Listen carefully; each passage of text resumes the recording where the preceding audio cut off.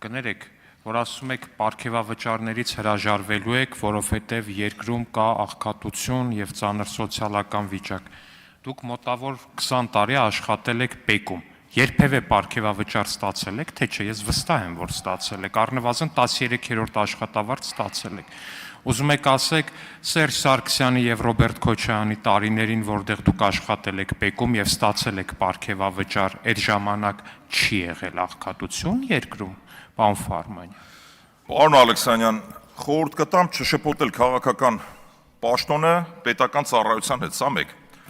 Եվ երբ որ դուք տեսնեիք, թե ՊԵԿ-ում ինչ պարգևավճարներ են եղել, դա այն ժամանակվա թվերով կարող եմ ասել, պարգևավճար եւ աշխատավարձը միասին եղել է մոտավորապես մինչեւ 400,000 դրամ։ Մենք, ես նորից եմ կրկնում, մեկ անգամ եւս կրկնեմ, մենք բարոյական իրավունք չունենք որպես քաղաքական գործիչներ եւ քաղաքական պաշտոն զբաղեցնող անձինք այդ պարգևավճարից օգտվելու, դրանք տարբեր բաներ են կատեգորիկ։ Դուք բերում շարքային ծառայողին համեմատում եք քաղաքական պաշտոն զբաղեցնող ազգային ժողովի падգամավորի հետ։ Շնորհակալություն։ Պարոն Ֆարմանյան, բայց այդ ո՞նց է ստացվում, որ այդ ձեր այդ գումարային պարգևավճար աշխատավարձ գումարած իրար 400,000 ստանալով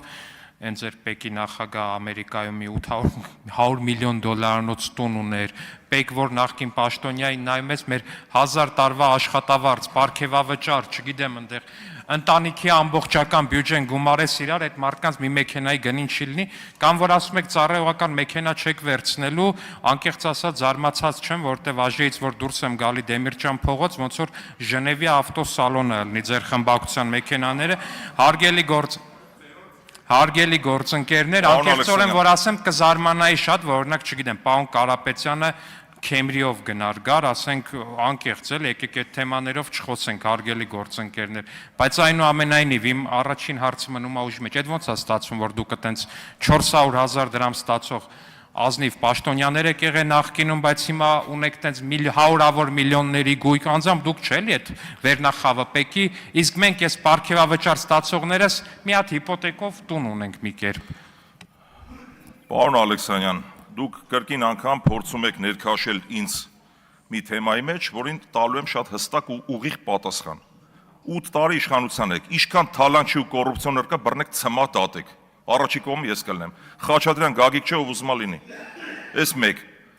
Այդ պատասխանատվությունը չփորձեք կապել մեր քաղաքական ուժի հետ։ Ոչ Գագիկ Խաչատրյանի պատասխանատուն եմ, ոչ էլ Գագիկ Խաչատրյանի ժամանակ եմ առաջի ու վերջի անգամ աշխատել։ Գագիկ Խաչատրյանը եղել ընդամենը հերթական պետական եկամուտների կոմիտեի նախագահ, երբ որ ես աշխատում էի։ Աշխատել եմ Մաքսային պետական կոմիտեի ղեկավարի օրոք Արմեն Ավետիսյանի, Հովիկ Հովսեփյանի, Դավիթ Անանյանի, Վարդան Հարությունյանի, հիմա ինչ կապ ունի, ես բոլորի պատասխանատուն եմ, ինչա։ Կամ դուք ինքներդ ձեզ հակասում եք, երբ որ դուք անընդհատ ՊԵԿ-ի մասին եք խոսում, դուք բոլոր ՊԵԿ աշխատողներին եք վիրավորում։ Երբ որ այդ ՊԵԿ-ի տակ դուք տեսնում եք ինչ-որ մի մոնստր, որ մարդը պիտի թալանի, ու դուք գիտեք ինչի համար եք զարմացած, որ որևէ թալան, դուք լավ գիտեք, որ թալան գոյություն չունի իմ կողմից։ Ես իմ ամեն իր տեղն է պատասխան տալիս։ Իսկ ինչ վերաբերում է մեր գործընկերներին, առնվազն պետք է մարդ միամիտ լինի, որ այդ մեր գործընկերների կենսագրությանը ծանոթ չլինի, որ չհասկանա, ասենք պարոն Կարապետյանը ոնց է մայբախ քշում։